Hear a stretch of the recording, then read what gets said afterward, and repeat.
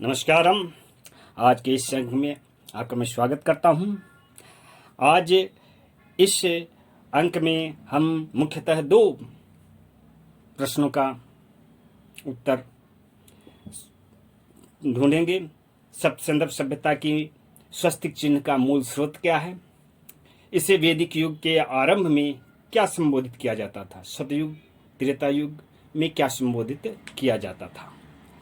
आप जानते हैं कि संदर्भ सभ्यता के पुरास्थलों से स्वस्तिक चिन्ह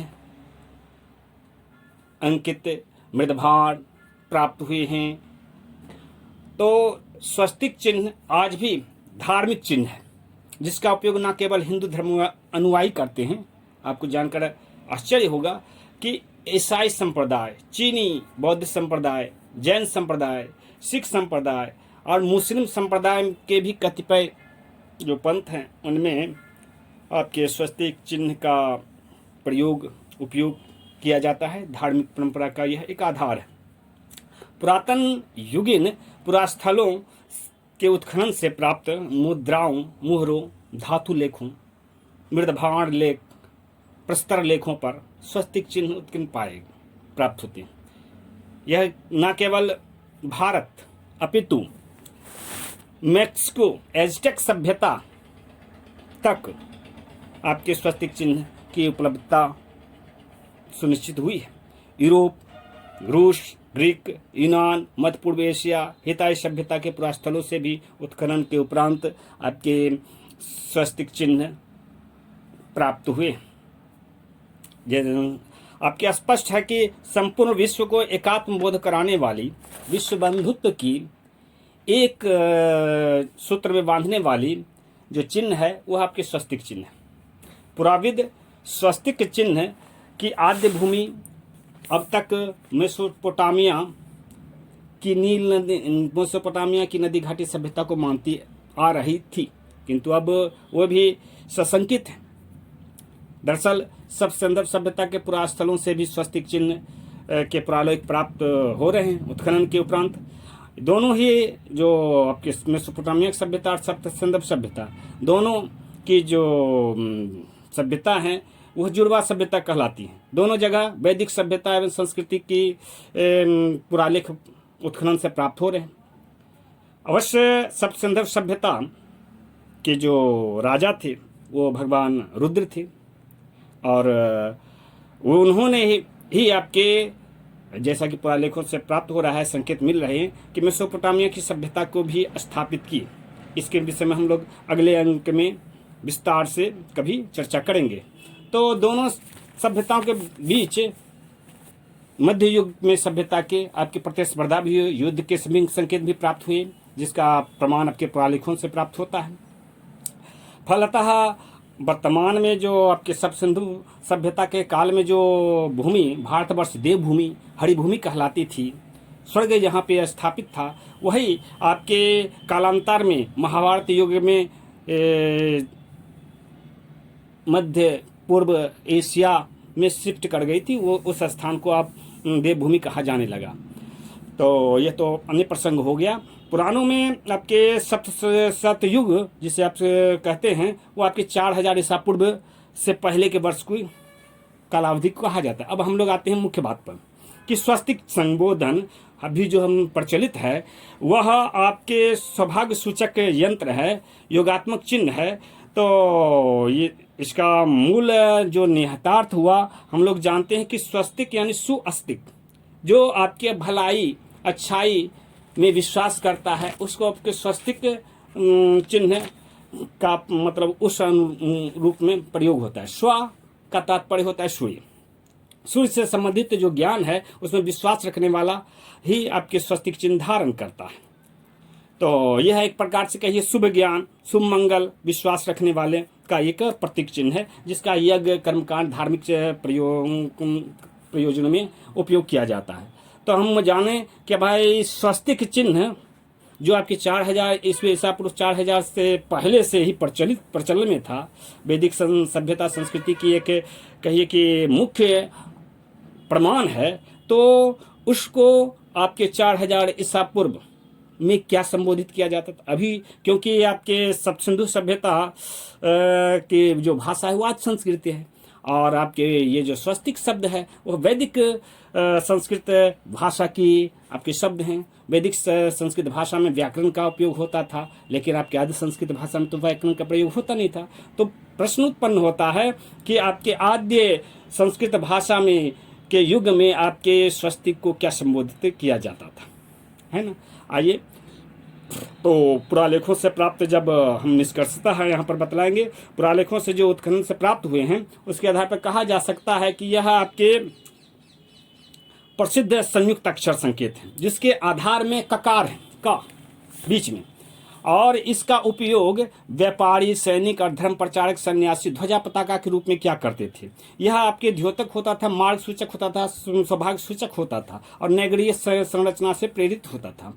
और आप तो जानते हैं कि सब सिंधु सभ्यता आपके नगरीय व्यवस्था के लिए प्रसिद्ध थी, और इनके कई अर्थ होते हैं, इसीलिए इसको एक शब्द, संस्कृत के एक शब्द है काकू, उससे मतलब कहिए कि डिनोटेड किया जाता है, यानी भिन्नार्थक शब्द।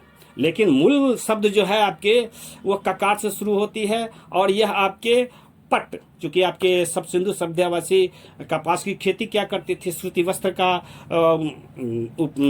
कहीं के व्यापार किया करते थे, तो वह आपके पट कहलाता था, सूती वस्त्र, और उसी पे आपके इसको पटक या पटिक कहा जाता था आपके प्रारंभिक काल में।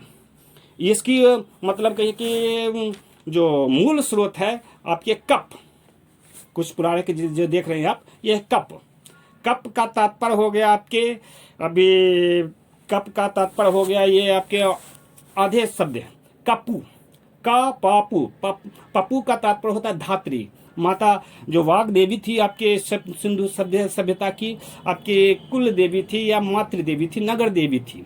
तो मूल स्रोत जो है आपके वही थी, उन्हीं के कृपा दृष्टि बनाए रखने के लिए आपके ये स्वस्तिक चिन्ह का प्रयोग आरंभ हुआ, खासकर तब जब किसी खेत में कपास की खेती करनी होती थी। कपास है ना, ये शब्द कप धन आस, कपास, तो ये कैसे उत्पन्न हुआ, तो कप, ये जो स्वस्तिक चिन्ह हो गया आपके कप, और उसके साथ आपके जो सन्यासी प्रवाजक होते थे, शिव के गण होते थे, वो अपने त्रिशूल गाड़ दिया करते थे खेतों में, तो बन जाता था वो कपास, वहाँ उस भूमि पर कपास की खेती होती थी।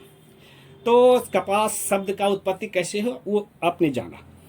तो ये हो गया कप्पू, कप्पू का माने कर्ण, और पप्पू यानी धात्री, कौन आपका मातृदेवी है।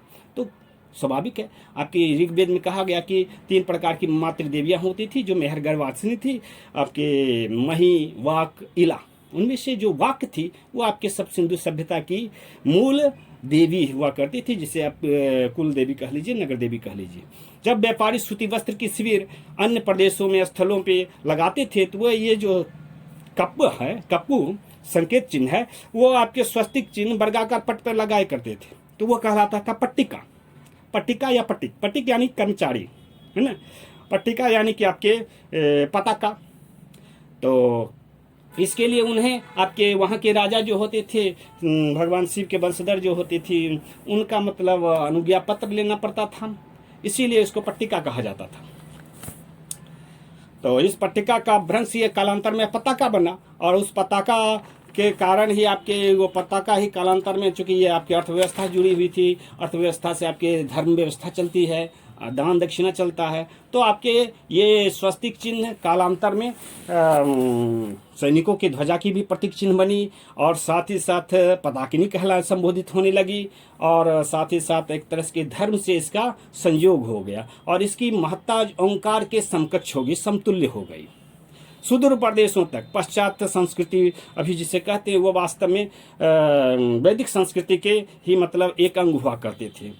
तो वहाँ तक आपके इस जो स्वस्तिक चिन्ह को धर्म प्रचारकों, त्रिपुरधारी शिवगणों ने, परिवारजकों ने पहुँचाया। सुदूर नगर ग्रामों में, देशों में त्रिशूल गाड़ कर, शिविर स्थापित करके, डमरू बजाकर धर्म संदेश उन्होंने प्रदान किया। और इसी क्रम में वो जिस स्थान पर त्रिशूल गाड़ देते थे, जिगुरत की भी स्थापना होती थी। जिगुरत आपके मेसोपोटामिया की जो मंदिर होती थी सभ्यता के अंतर्गत, उसको जिगुरत कहा जाता था। तो वह जिगुरत वास्तव में यज्ञरात शब्द का भ्रंश है। तो वह आप जब उसकी संरचना देखिए युगरत मंदिर का, तो वह आपके सदाम शब्द का सूचक होगा। और ये जो इस सदाम शब्द का वास्तु स्वरूप आप देख रहे हैं युगरत है। सा उसकी आपके प्रवेश मार्ग, और द आपके वो जो शीर्ष मार्ग, गोलंबर गुंबद कह सकते हैं, दकार है, और उसके दाएं और बाएं और आकार चिन्हित। तो ये आपके भगवान शिव की मंदिर हुआ करती होंगी, ऐसा प्रमाणित हो रहा है आपके नागलिंगा लिपि और आद्य संस्कृत भाषा में। तो इस जिगुरत के एक प्रकार की प्रेरित करता है कि आपके नगरीय व्यवस्था जो उस युग में स्थापित हुई होगी, तो किसी न किसी देवता से प्रेरित तो होकर के स्थापित हुई होगी। वो देवी थी का पप्पू, वाग देवी। अब हमने क्या सीखा? पहला, राज व्यवस्था और अर्थव्यवस्था के लिए आपके स्वस्तिक चिन्ह उसका युग में पट्टिका पटिक संबोधन प्राप्त था, जबकि सैनिक क्षेत्र में इसको पटाकनी संबोधन प्राप्त था, जबकि आपके धर्म क्षेत्र में इसे डमरू के माध्यम से कहा जाता था। डम डम का डम हम डम, डमरू नाद करो, अनुसरण करो, अनुसरण करो। इस प्रकार यह आपके चीनी क्षेत्र में आपके भूमि का प्रतीक हुआ करती थी। तो आप जान गए हैं स्वस्ति चिन्ह का जो संबोधन है आज से आपके 5000 वर्ष पूर्व क्या था। अब आपको यह वीडियो किस प्रकार का लगा, आप हमको प्रोत्साहित करें, इसे आप सब्सक्राइब करें। और भी कोई प्रश्न हो तो फिर आप कमेंट बॉक्स में लिखें। तब तक के लिए पुनः मैं आपको एक नए वीडियो का साथ उपस्थित होऊंगा। नमस्कारम, धन्यवाद।